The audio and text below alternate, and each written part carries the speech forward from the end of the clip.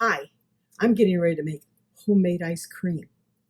First off, I got these things so I can put the ice cream in little 1.5 to 2 cup chunks and freeze them so we don't have to fight each other over how much we get. And in order to put them in those glass dishes, I need to put something on the bottom or the ice cream sticks to it, and then we have to use a sledgehammer to pull it out. So I got this wax paper and I was cutting out, make these little things to fit in the bottom of these so the ice cream will come out better. The thing is, it was taking a long time. I still have a lot to do. So I said, why don't I use these little things called, what are these things called? Baking cups, paper cups. I could use them. Flatten them out, stick them in here. Ta-da! For ice cream. If you'll notice, I am wearing earrings and fancy clothes because making ice cream is special. And we need to recognize this fact that ice cream is special. So I have added my milk and my sugar concoction.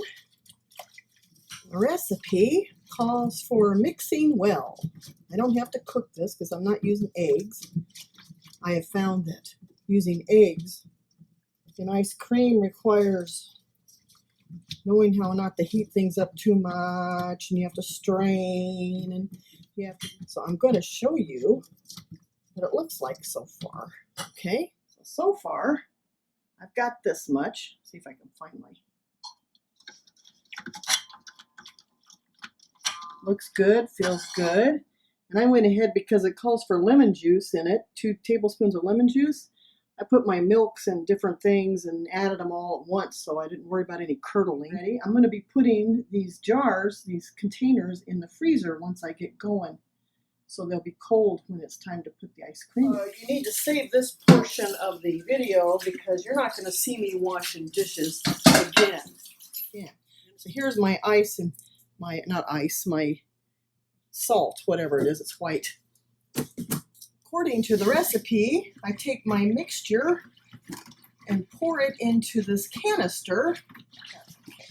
So I take this and I pour it into the canister.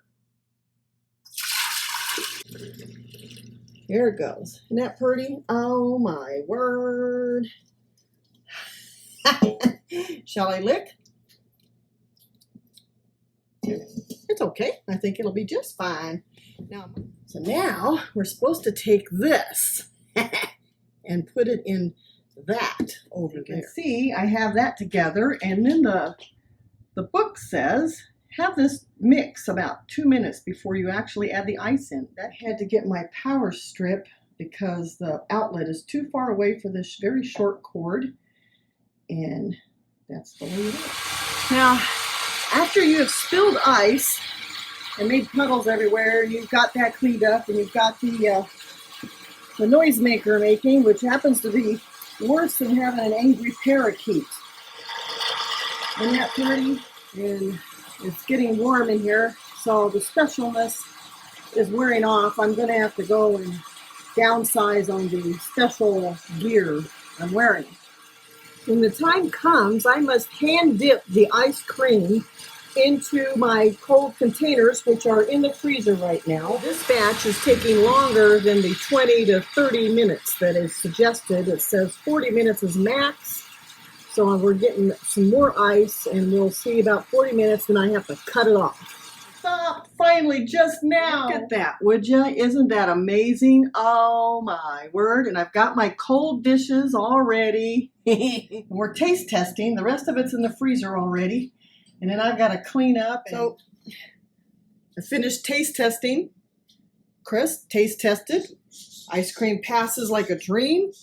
We're ready for dessert for tonight. And it's mostly sugar-free. The recipe calls for like 3 cups of sugar.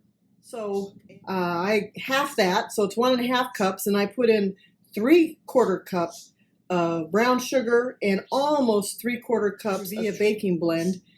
And it's got stevia and a little bit of the fruit sugar that's natural and doesn't do weird things to you. And so I use that, and it's plenty sweet. I could almost use a little less sugar than that. So basically only about 3/4 cups of sugar total in a lot of ice cream, and it's sweet, plenty of sweetness. So where's the 3 cups of sugar supposed to go? Right here? Yeah, that's it. That's all I'm going to talk about.